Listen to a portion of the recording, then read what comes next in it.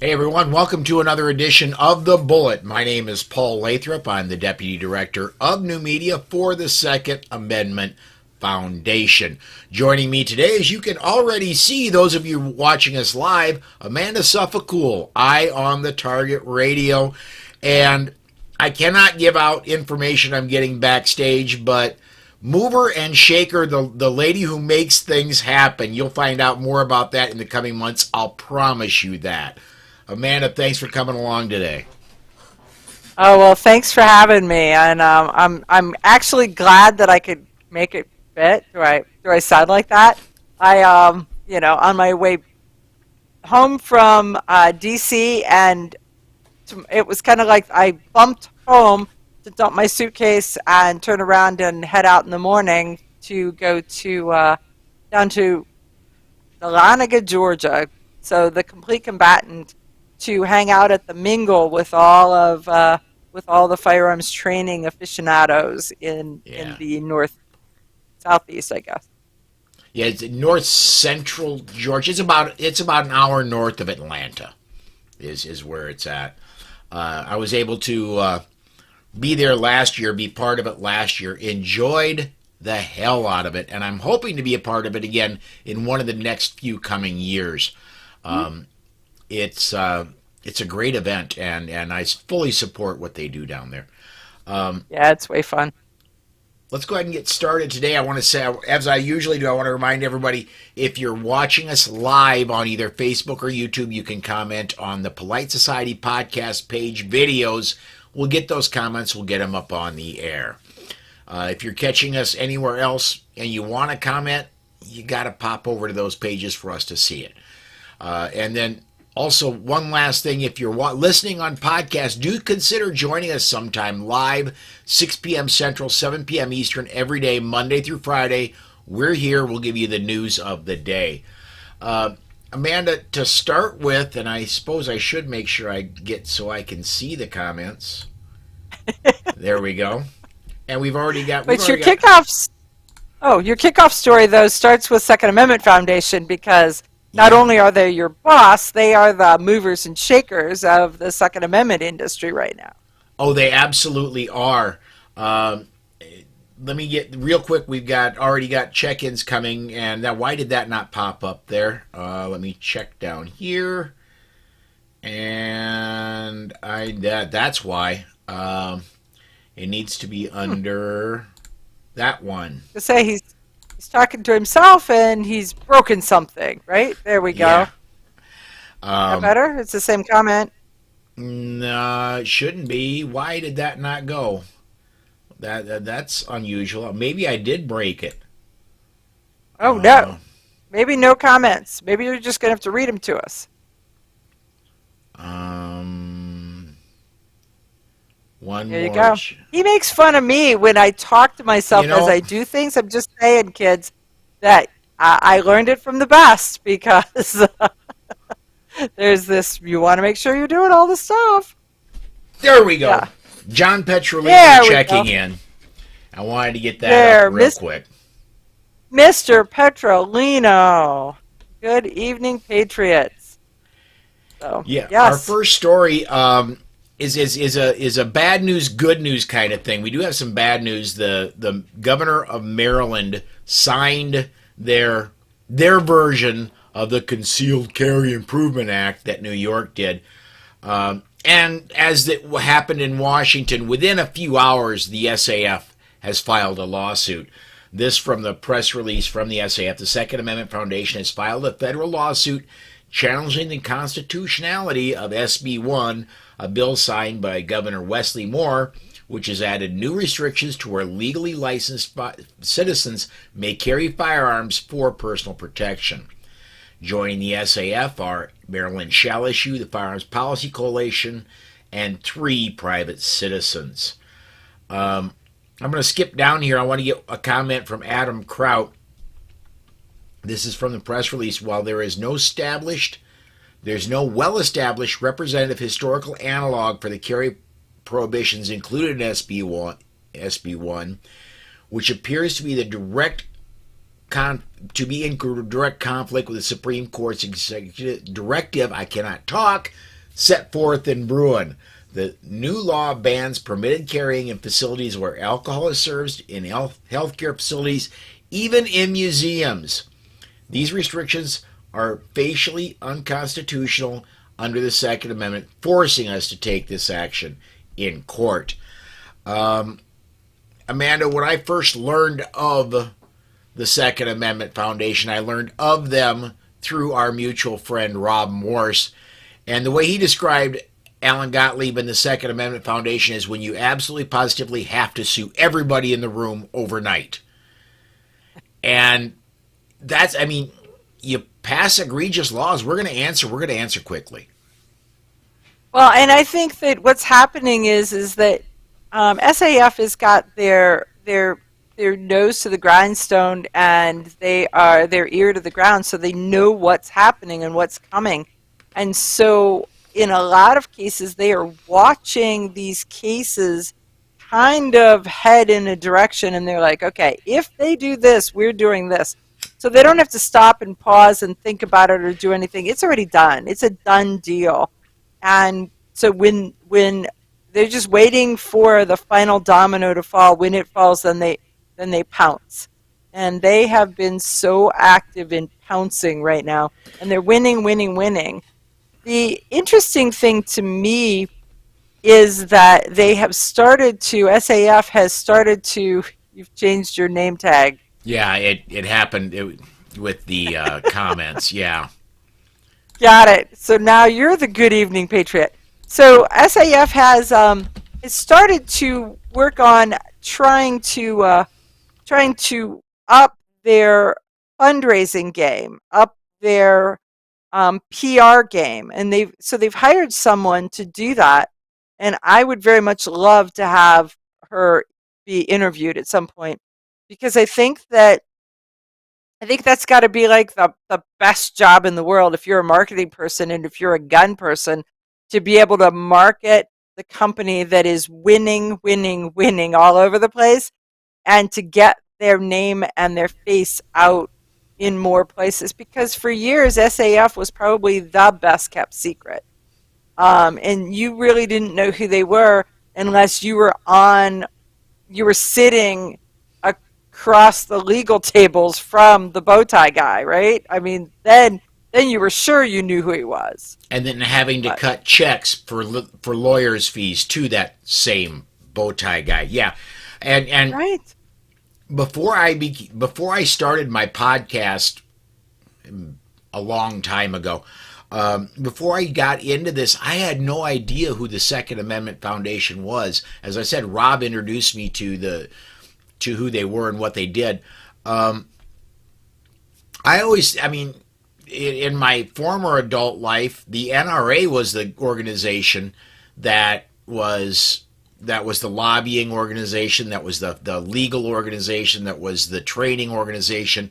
What I've learned since I got in, the NRA does do a lot. The NRA, I'm still, as of today, I'm going to say nobody lobbies better than NRA right now. Nobody does, even after the damage that's been done. I've contended for a long time, and I'm going to contend going forward. In the last 30 years, nobody's done better than the SAF in the legal arena. Nobody. Mm-hmm. Well, everybody's got their wheelhouse, and SAF has really done well in locking that segment of their wheelhouse down. I mean, so when you really look at it, there's NSSF, which is the industry organization, the NRA, which is the face of the gun owners, and then SAF, who is they're like grandpa. You are going to toe the line. Here's the rules. Here's the Constitution, and let me tell you that these are the rules. You're going to follow them. So they're just, let me tell you, you young whippersnapper, just exactly how all of this ought to be. And the Constitution was written a few years ago by people smarter than you, and we're going to stick to that. Yeah, absolutely. And I'm going to tie in a little bit this to the next story. Came down today that Justice Amy Coney Barrett did not intervene in the in the Illinois and Naperville City assault weapon ban case. The reason and I'm just going to synopsize this real quickly. My understanding is the reason is the Seventh Circuit does have this on a very fast track. That the Seventh Circuit isn't dragging their heels, unlike the Second Circuit. So the Supreme Court, specifically Amy Coney Barrett, whose chair there is assigned with supervising the Seventh Circuit. They're not going to intervene yet. They're going to let this go through the Seventh Circuit. Then they'll decide whether they're going to intervene. It has been referred up to the full Supreme Court to see if the full Supreme Courts want to step in. I don't expect that to happen. Okay. So you say it had been referred to the full Supreme Court. I had thought it had been referred back to the second or to the seventh, and not just a what do they call that? The en banc panel, not just a subgroup, but the entire group. Yeah, the case specifically has, but she did open it up to the full Supreme Court. Oh, Supreme Court? Yeah, to see if they want to step in. But yeah. Yeah, I missed that. I thought, the way that I'd read it, and of course, you all know I'm not a lawyer, I'm an engineer, is that I had read it that she sent it back so that, because it is Illinois, it is that area that is so vehemently anti-gun, that letting it work its way through all the channels of the court so that there is less chance of somebody being like, oh, well, you gave it preferential treatment, or you did this, or you did that. It gets to run the full gamut first. Yeah, absolutely. I'm going to get this comment in here from Roderick here real quick. There we go. He says, I can't remember when I joined the SF. Could be the 1980s, as I was subscribing to Gun Week then. Yeah, I don't have any access to records as far as who joined what when. I've been a member for about 12 years now, but I've been less than that. It's crazy because I've been in the gun world since the mid '80s. Mm-hmm. I don't want to say how old I am, but that should tell you right there.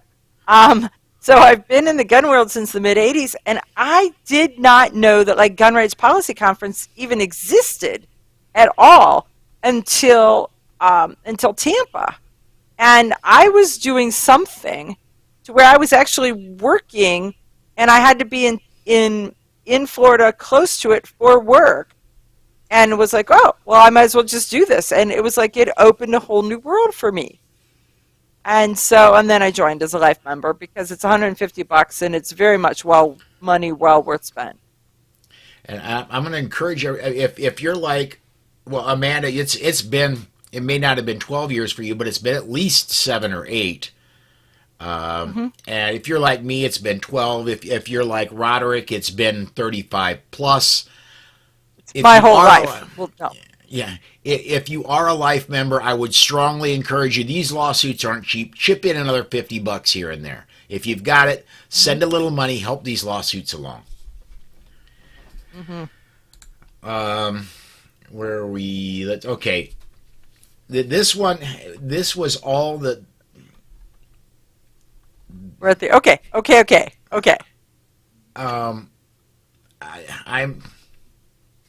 I almost didn't include this in show notes today because it seems a little tinfoil hat to me, almost, like a guy that's got a beard and sits next to you on Sunday. But I ran across this story today.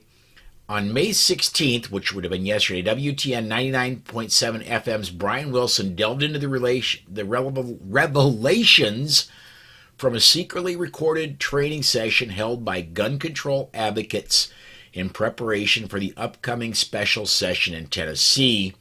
This special session, called by Governor Bill Lee, aims to pass more red flag laws and gun control measures within the state.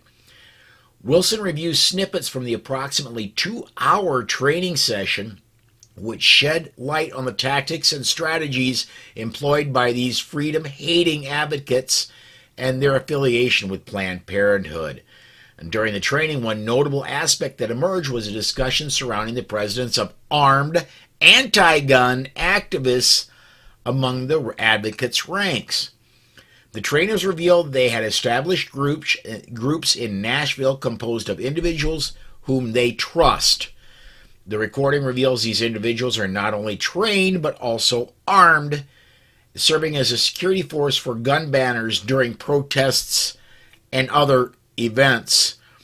I'm going to combine this with the next one, which is where the tinfoil hat comes out. And the next story, in flagrant disregard for transparency, Nashville's Covenant School has taken legal steps to prevent the release of potentially crucial information linked to the horrific shooting that happened on its premises in March 2023. Here's the tinfoil hat. Do you think she might have been one of the trusted people? Maybe. I don't know. I don't know. But it's like they say that they are going to have clarity. They're going to open things up so that people get to see what's happening. And then they're like, yeah, except you can't see that. You can't see this. You're not allowed to know that. You can't. Transparency, that's the word. Transparency is not so transparent when we're talking about trans anything. Yes. I am a little. Look, this manifesto. You're not where they're going with is. It is going to affect the security of the people working in that school. Don't name them. If they're really worried about working in that school, they need to change jobs. They need to move to a different school, or maybe, I don't know, do something silly like harden the entrances of that school. Make real security changes in that school. If you need to black out names in that report when you release it, black out the names in the report. But right, but don't black out for all of the pages. You know, I mean, we've seen that where they've blacked it out, and you get the white rim and the title, and the rest of it is blacked out. In over here, you get an and. You don't. Yeah, you get nothing, and so it's yeah.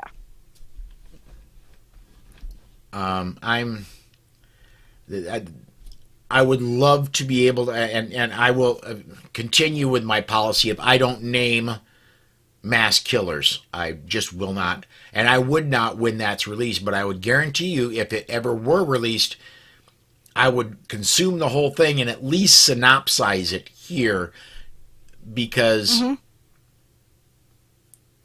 I don't care. There is a mental illness there. There has to be a mental illness to kill children.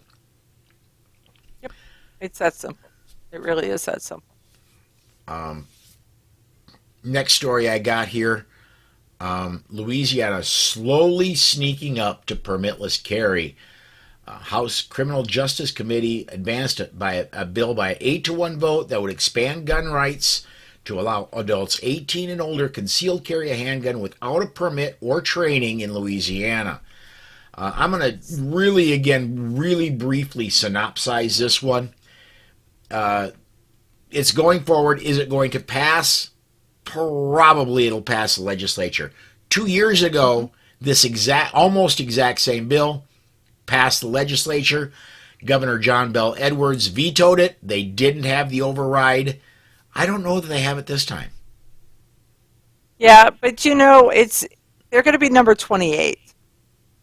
So they're not. They're not so far down on the list now that I think we've worked so hard to normalize it that they're hard pressed to do the veto stuff. They're seeing that more and more people want it. So more and more people want it. I'm going to say that Louisiana, they make motions that they're a lot like Indiana and Nebraska were. They make motions, they kind of flirt towards that way, and they have to back off 2 or 3 times before they actually do it. It took Ohio years to finally pass. Even like their concealed carry, I don't know, like 8 years. It was amazing to me. And then the constitutional carry kind of went right through. I'm I'm thinking Louisiana. They're gonna.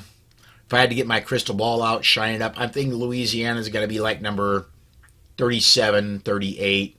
I don't think they're coming in and prove me wrong, You don't Louisiana. think they'll be you don't think they'll be 28? No, I don't. If anybody, it's going to be South Carolina. If any more Okay. get it this year, it'll be South Carolina. And I do want to close out the we do have one more story, and this is actually good news. Nevada governor vetoes anti-gun bills. Nevada Governor Joe Lombardo has vetoed all three gun bills placed on his desk: SB 171, AB 354, and AB 355, all passed the Nevada legislature on Monday. AB 355 would have raised the age to buy a semi-automatic rifle to 21. In his veto of the bill, Lombardo said similar legislation has already been struck down by the Ninth Circuit Court of Appeals on the grounds it is unconstitutional to bar people under 21 from possessing such arms. Amanda, that goes right back to what you were saying earlier. Second Amendment Foundation sues. Bang. Well, here's the governor of Nevada, who's a soft rhino. I thought was going to Hmm. sign these things, and he turns And it he's down like, I'm because not. look, Yeah, I'm not putting my state through it. other bills, SB 171 would have prevented a person convicted of a hate crime from owning a firearm for a period of 10 years following the conviction. Here's my big concern there. A hate crime is if it's not felony, a felony you're just done. Right. So But if they I label things hate. They add hate to it, and it's hate's an opinion, not a fact. yeah, Yep. and the last one here, AB 354 would have prevented the possession of a firearm within a certain distance of an election site. While he called the goals of the bill commendable, he said the scope of the bill is too broad and there is no notable history of gun violence at election facilities in Nevada. He also said that Nevada has ballot collections all over the place, and so it'd be really hard during election season to avoid being within 100 yards of one. So, I mean, you could see you see where they were going, which is you can't stand outside of a polling location with a gun in a threatening manner. I mean, not a good idea that's anyway. that's the intent, and I get that, but that it's very hard to gauge intent Mm-hmm. on an action that hasn't really sort of taken place. It's the thought police portion of it. How do they figure out exactly what you're thinking? What's your intent? If you didn't do anything, what's the pre-do something thing? Yeah. Well, and the governor said there have been no issues with that in Nevada so far. Hmm. So why are you trying to fix something that's not broken? It's just here's an anti-gun thing we can put forward. We can get rid of evil guns in this little tiny area. Right. Or they're going to do something bad with elections, and they figure that somebody's going to do something bad back. There's Not that that I tinfoil haven't. hat again. I was going to say, where's my tinfoil hat? I need it. All right. That's kind of the end of the stories. We got a few minutes left. I, Anything we I've been, want to talk about today? I've, well, I've been dealing with some just crazy stories. Wait, there's one. Did you see where the red flag laws, the New York State Police is crying uncle on the red flag laws because they don't have the staff to be able to deal with it. They've lost like 200 investigators, like 20% of their investigators. They have so many firearms that they have taken from people. Of course, there's this whole red flag law issue that is an issue, in the fact that they take your guns, but they don't take your axe and your chainsaw and your car and all of the other things that you could harm yourself or someone else with. So they don't take that; they just take this singular tool.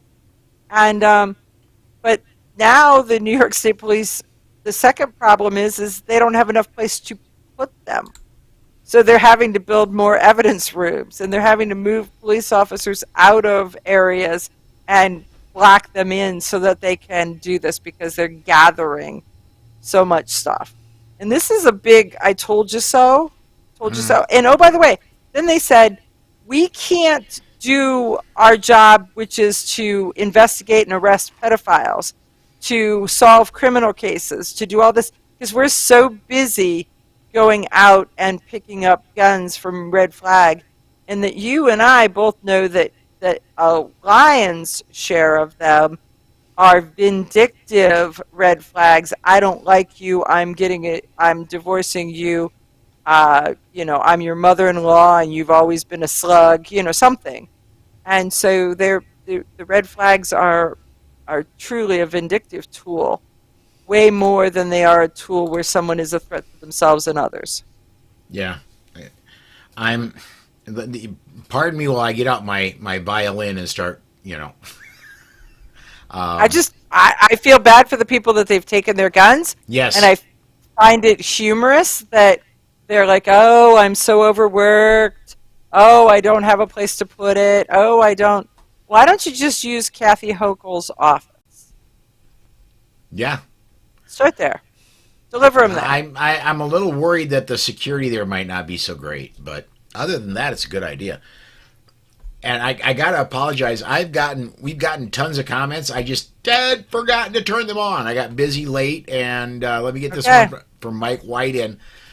Speaking of once you're a felon, you don't get your gun rights. I'm not for banning all felons. If you're not in jail and safe to walk the streets, you're safe. You're safe to have your rights. Mike, you and I are on the same page there, man. I do. If you pay your debt to society, and you are not, it's not violent crimes of violence were not in your wheelhouse. But if crimes of violence were in your wheelhouse, then I am a capital punishment kind of girl. So if you're gonna, what? I am absolutely anti-capital punishment. Paul Lathrop, not the Second Amendment Foundation. I am. If you've killed somebody, I really think that, I don't think it's off the table. So. All right. Yeah. I'm going to say we can have this discussion when we're not. But we are down. Because we want to remain friends. So maybe we won't have the discussion at all. Oh, sure we will, because. Look, I know you're intelligent. I know you listen. And so you'll listen to what I have to say. You'll give it consideration. Then you'll tell me I'm a fool. But we're down toward the bottom of the hour. Amanda, Eye on the Target Radio, anything else you want to plug today? I just want to say that I have been embedded myself a little bit with the Faster Saves Lives folks. And you guys need to look them up. They are pretty amazing in the program that they do. So fastersaveslives.org, and Ohio's leading the way. I'm so proud. Arizona right now is doing a Faster class this weekend. I am so proud of yours and my friend Cheryl Todd in working so hard to bring Faster to Arizona, to our friend Laura Carno, who has brought Faster to Colorado. And it's just an amazing program. So folks, look at them, look them up. But if you want to see me, Eye on the Target Radio every Sunday night, and I'm there. Be there, be square. Most Sunday nights you can tune in and view it anywhere you're tuning in right now. You can tune in and view Eye on the Target Radio. This Sunday, it's not going to happen, but next Sunday you can come in and tune into the live show. That is going to do it for us today. I do want to shut this down in under 30 minutes today so I can use it for a replay for OpsLens tomorrow. Thanks, everybody, for watching. Thank you, podcast listeners, for listening. And we'll see you next time.